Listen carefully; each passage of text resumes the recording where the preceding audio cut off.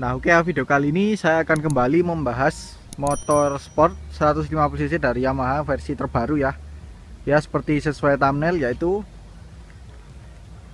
Yamaha R15.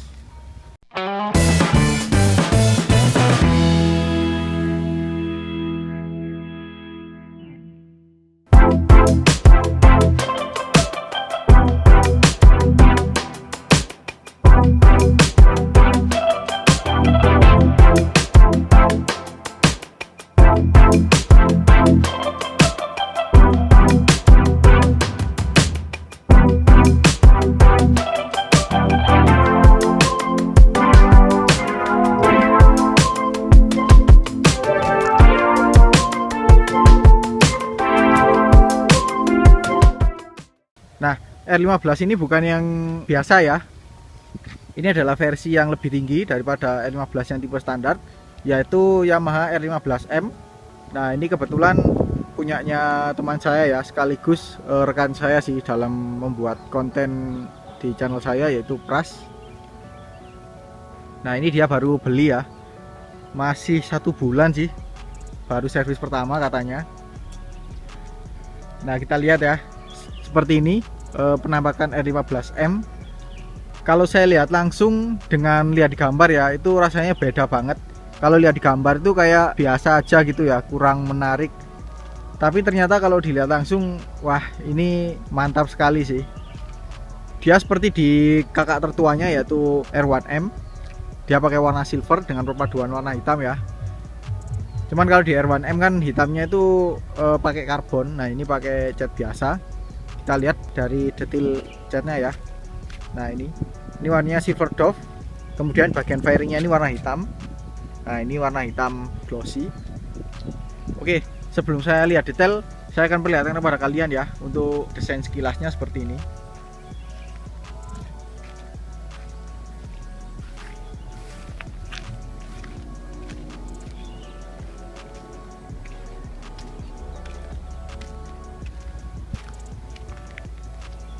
Nah jadi seperti ini ya. Oke, secara bentuk sih dia sama persis dengan R15 V4 yang standar. Tapi secara fitur teknologi itu banyak sih perbedaannya, dan juga ada beberapa detail desain yang berbeda juga.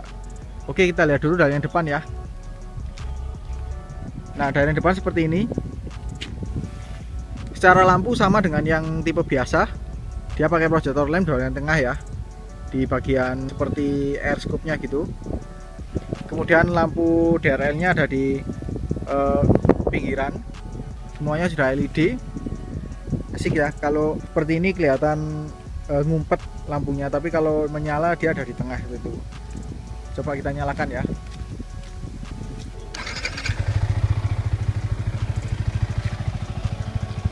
Nah nyalanya seperti ini.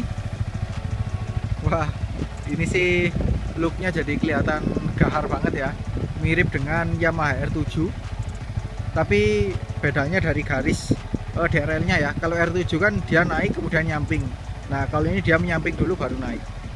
Jadi kalau saya lihat sih mirip-mirip kayak R6 sih untuk DRL nya. Jadi seperti ini. Untuk lampu jauhnya sama sih, dia berada di tengah juga, jadi satu dengan lampu proyektor lamp. Nah untuk yang belakang,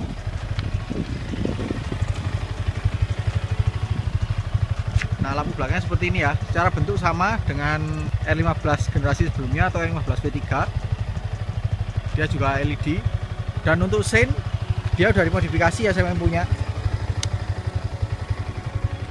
Nah seinnya dia pakai model tempel seperti ini, LED. Yang belakang juga pakai LED. Nah seperti ini ya. Bentuknya sih mirip seperti seinnya Honda ya. Tapi dengan dimensi yang lebih kecil. Oke, kita matikan dulu.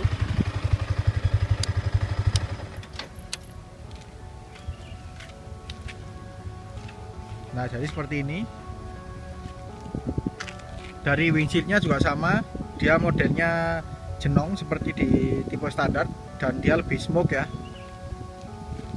Dari spion, nah ini sudah dimodifikasi juga sama yang punya, pakai model sirkuit kalau nggak salah. Jadi modelnya seperti ini. Lalu dari bagian kaki-kaki ya, nah ini yang membedakan dengan versi standar, yaitu untuk yang upside down-nya secara bentuk sama, cuman dipertegas dengan tulisan KIB seperti itu ya. Dia spesial upside down dengan warna emas, diameternya 37 mm. Yang paling berbeda adalah bagian remnya sih. Dari piringan cakramnya sama sebenarnya, dia modelnya lingkaran lurus, cuman di sini ada sensor ABS ya. Kalau di tipe standar kan nggak ada ABS-nya. Kemudian dari kaliper, nah ini beda. Kalau yang tipe biasa itu kan dia pakai ngisin ya kalau nggak salah, karena di kalipernya tidak ada tulisan mereknya. Nah sedangkan kalau yang tipe M pakai Vibray. Kalau kalian tahu ya, Vibray itu adalah brand anak perusahaan lah istilahnya dari Brembo.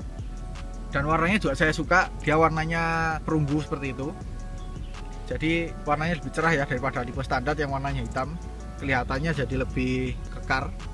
Nggak hanya itu saja, untuk bagian bawah shock breaker depan dia juga di finishing warna silver, jadi menambah kesan kekar atau big bike look lah ya. Untuk velg sih sama ya dengan tipe biasa. Secara bentuk juga sama, warnanya juga sama, warna biru dengan model palang Y. Dari bannya juga sama, pakai irasi road winner dengan ukuran 100/80 ring 17. Nah untuk lebar velgnya ini 2,5 inch ya. Kemudian kita beralih ke bagian samping. Nah ini ya, secara siluet sama persis dengan yang tipe standar, hanya saja ini main warna aja sih. Tapi dengan yang tipe M ini dengan warna seperti ini ya, ini kelihatan lebih mewah, lebih premium. Ya emang sih, emang harganya lebih premium ya. Selisihnya banyak kok, 5 jutaan kalau nggak salah. Dan kalau kita bandingkan dengan model sebelumnya ya, atau 15 V3, di bagian fairingnya ini lebih menutup.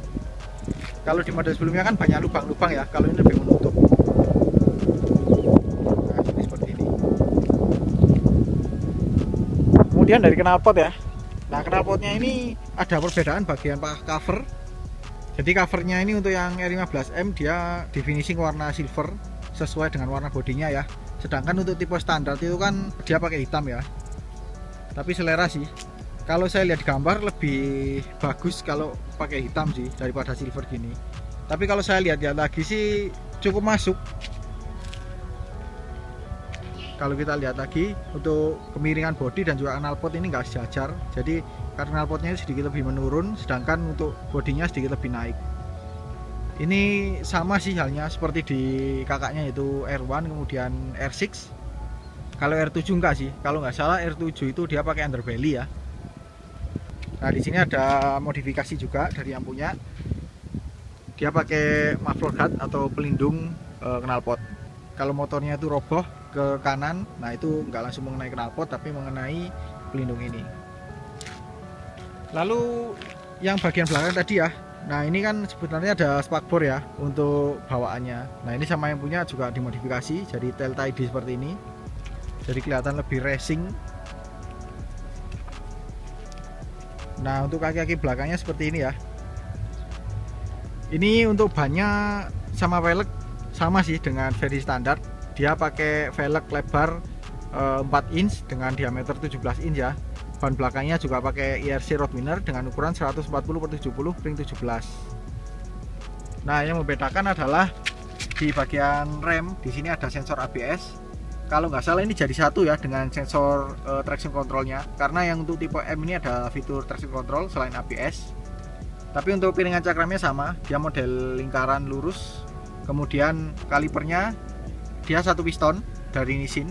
Kalau kaliper belakangnya sama dengan yang versi standar ya, dia pakai Nissin kaliper satu piston.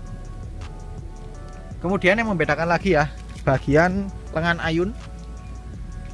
Secara bentuk dia sama dengan model standar. Cuman untuk yang M ini dia di finishing warna silver. Beda dengan versi standar yang warna hitam ya.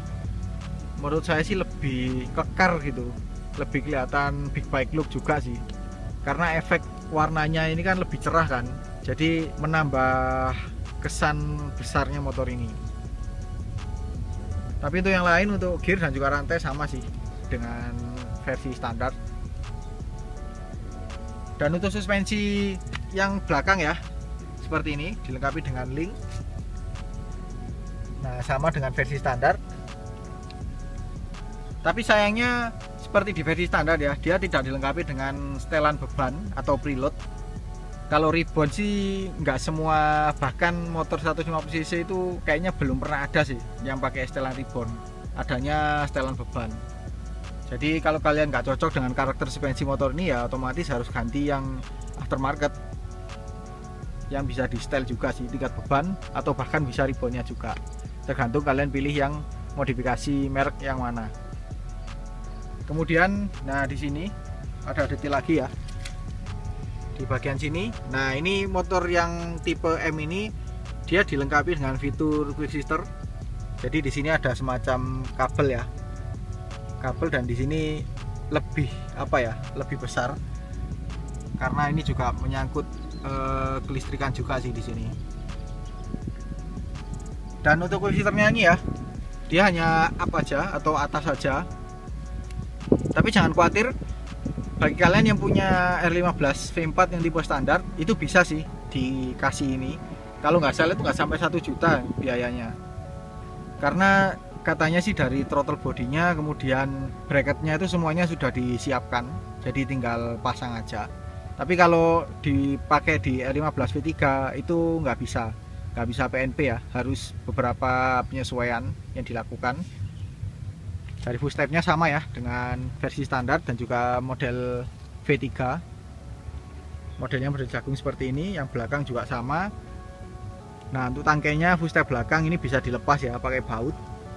Jadi fleksibel kalau kalian ingin single seater atau berkendara sendiri aja. Nah kemudian untuk bagian mesin ya, ini belum saya bahas juga. Secara mesin sih sama speknya dengan model sebelumnya atau versi standar. Jadi secara keseluruhan sih kapasitasnya 155 cc, SOHC 4 katup berpendingin cairan. Nah untuk diameter kali langkah 58 kali 58,7 mm dengan rasio kompresi 11,6 banding 1. Kemudian daya maksimumnya 14,2 kW di 10 bpm atau sekitar segini, dan torsi 14,7 Nm di 8500 rpm. Transmisinya 6 speed ya, manual, dan dilengkapi dengan VVA, kemudian assist and slipper clutch, dan juga tadi ada traction control juga ya.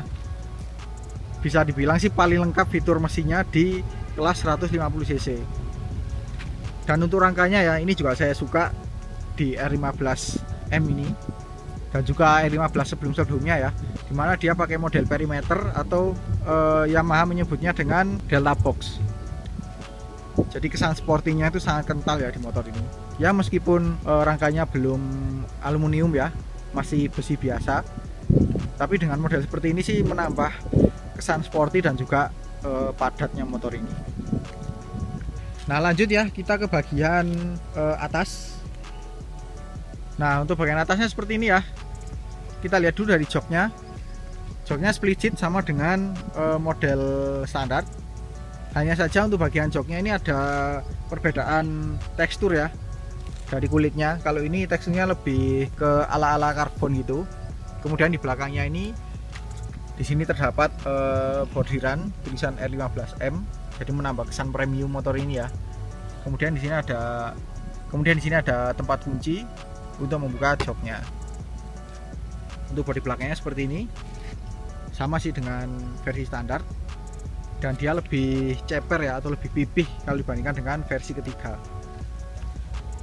Nah untuk tangki bahan bakar seperti ini, dia lapisan luarnya full cover ya. Secara bentuk dia seperti lebih kecil ya ketimbang versi ketiga, tapi kemarin ketika saya coba di ergonomi itu nyaman banget, lebih nyaman daripada versi ketiga. Cuma nanti saya akan coba tes ride juga sih, senyaman apa sih kalau dibandingkan dengan versi ketiga. Kita lihat di sini ada detail-detailnya ya.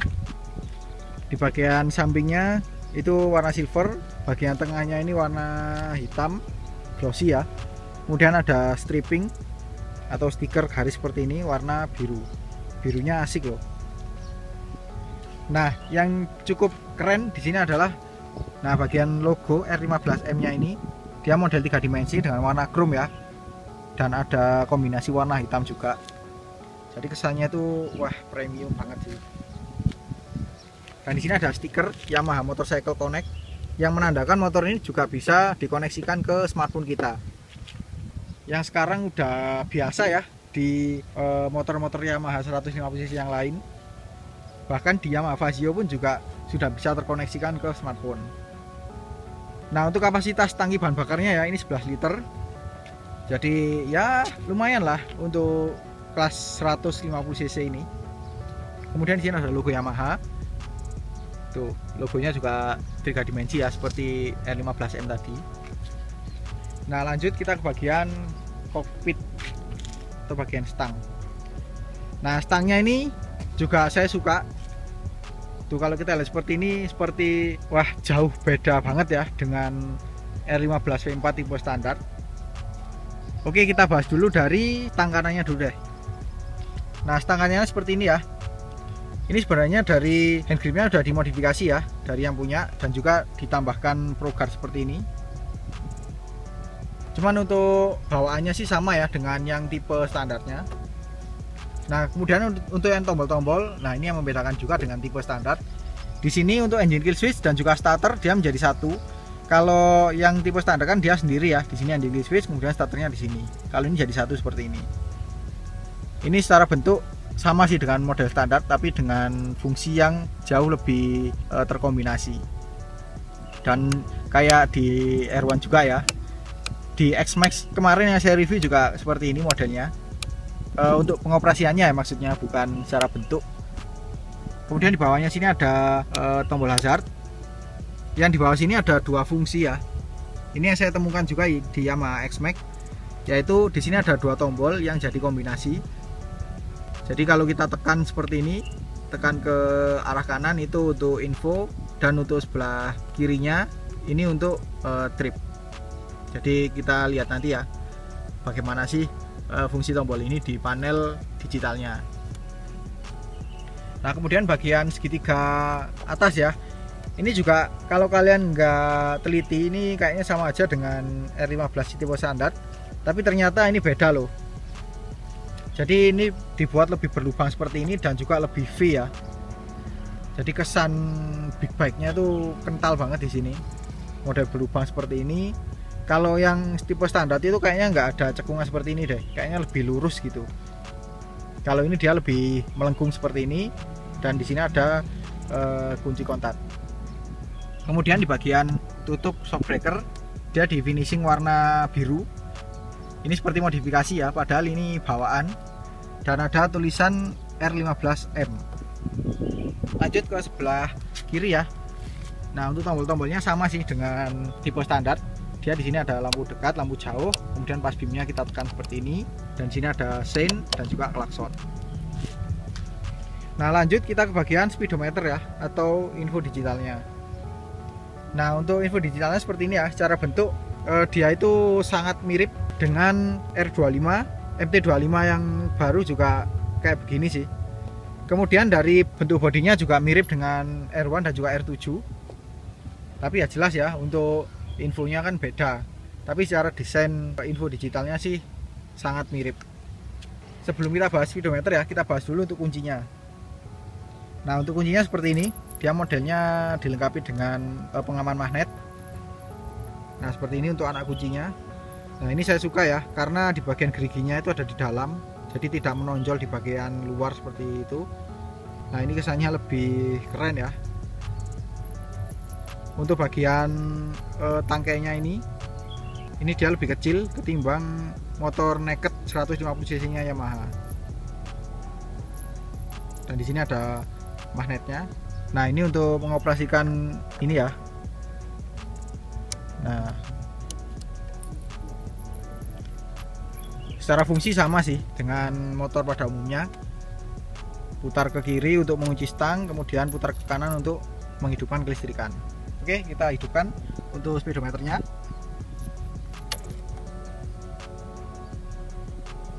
Nah, itu tadi ada semacam demo ya, tulisan R155. Coba kita nyalakan lagi.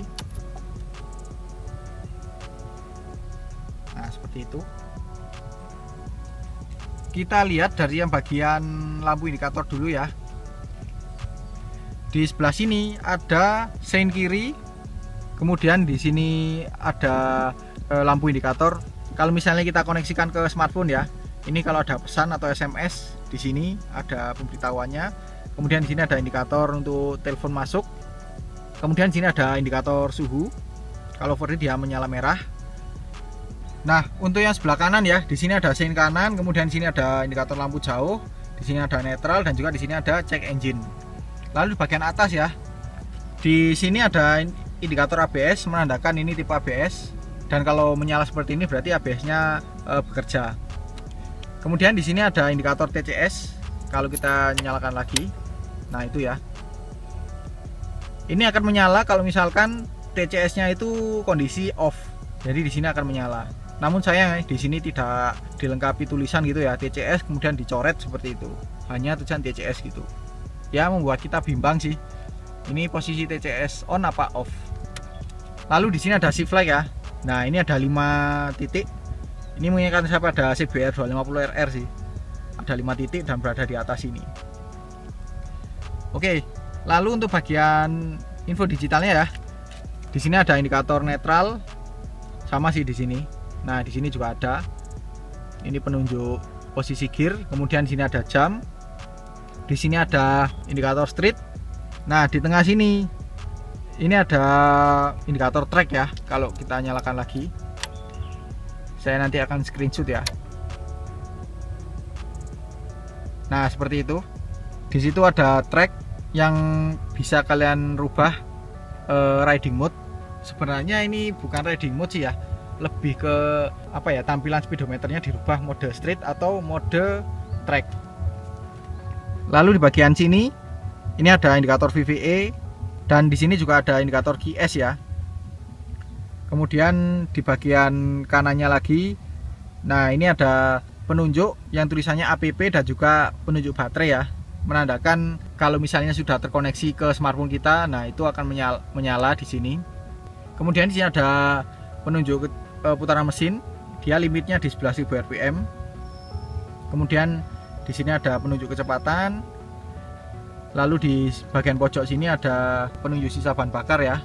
Di sini ada odometer, dan di bawahnya ada suhu mesin. Ini 52 derajat Celcius. Nah, fungsi tombol ini tadi ya, ini bisa merubah sih info di sini. Pertama kita tekan dulu untuk yang tripnya ya. Jadi kita tekan yang bagian kiri. Nah, itu tadi ada odometer. Kita tekan lagi ke trip 1, trip 2. Nah, yang bawah tadi, ini kebetulan saya salah pencet tadi, masuk ke track. Untuk konsumsi bahan bakar secara aktual ya, liter per 100 km, ini juga bisa dirubah sih ke kilometer per liter. Kemudian di sini ada rata-ratanya, ini 2,1 liter per 100 km. Jadi kalau saya kalkulasikan ke kilometer per liter itu segini. Di sini ada rata-rata kecepatan. Kemudian di sini ada TCS on. Di sini ada tegangan baterai. Coba saya nyalakan. Nah, itu ya, keluar tegangan baterainya 14,1. Lalu ini untuk kembali lagi ke suhu mesin. Nah, ini ke track. Nah, di track ini ya, yang saya bilang tadi itu tampilan speedometernya bisa dirubah dari mode track ini. Ini kan mode street ya. Caranya kita tahan dulu untuk yang tombol ini ya, yang sebelah kanan. Kita tekan terus 1, 2. Nah, nggak sampai 2 detik dia beralih ke tampilan seperti ini. Nah, ini balik ke track. Nah, yang berubah di sini adalah di bagian penunjuk putaran mesin, dia mulai dari 6.000 rpm. Karena namanya juga untuk sirkuit ya, mainnya kan di rpm atas terus. Jadi yang ditampilkan hanya mulai 6.000 rpm. Nah, seperti ini ya. Ini dibuat seperti ini sih menurut saya untuk memperjelas ya, kita itu berada di berapa rpm gitu. Jadi mempermudah kita untuk cari perfect shift lah. Kemudian berubah lagi adalah di sini ada lap time. Nah, untuk lap time ini ya, ini kan posisi 0 ya. Nah, untuk memulainya itu gampang caranya. Kita tinggal tekan tombol pas swing di sini. Nah, itu ya. Nah, untuk meresetnya ya, ini kita tekan lagi. Jadi kalau kita misal sudah melewati lap pertama gitu, kita tekan lagi, kita reset seperti ini. Nah, Jadi seperti itu. Kemudian ya di sini kita lihat di bawahnya ada tulisan hasil lab yang kita lalui sebelumnya. Nah ini kan ada yang terbaru. Kemudian kalau kita tekan tombol info yang di stang kanan ya, nah ini ada tulisan fastest atau waktu tercepatnya itu berapa. Jadi seperti itu. Untuk mematikan lap time-nya ini ya, kita tekan tombol yang di sini. Nah ini kan ada info, kita tekan yang sebelah kirinya, ini yang trip. Oke, coba kita tekan apakah berhenti. Nah kan berhenti dia, jadi seperti itu ya.